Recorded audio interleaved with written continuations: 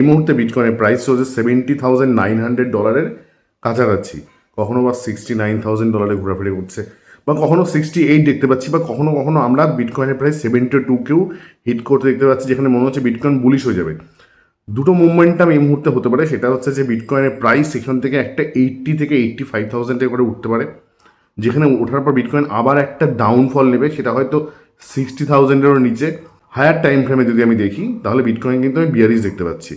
Because মার্কেটে যত যাই হোক, এই ডোনাল্ড ট্রাম্প যাই করুক, আপনারা জানেন ভালো করে, দুদিন আগে যে পিস টক হওয়ার কথা ছিল, যেটা পাকিস্তানে দুই দেশের মধ্যে, ইউএস আর মধ্যে, তো ইউএস আর ইরানের মধ্যে যে পিস টক হওয়ার কথা ছিল, সেটা কিন্তু অলরেডি ক্যান্সেল হয়ে গেছে।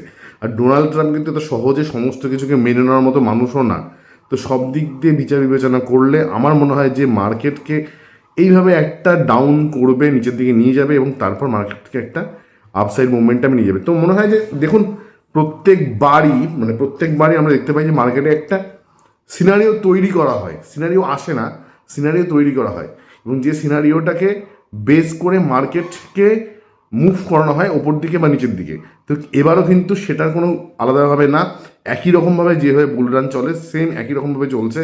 মার্কেটে আবার একটা মোমেন্টাম তৈরি হচ্ছে ডাউন সাইডে, যে ডাউন সাইডে মোমেন্টাম গেলে আমাদের কাছে একটা অপরচুনিটি, এবং সেই অপরচুনিটিকে আমাদেরকে গ্র্যাব করতে হবে।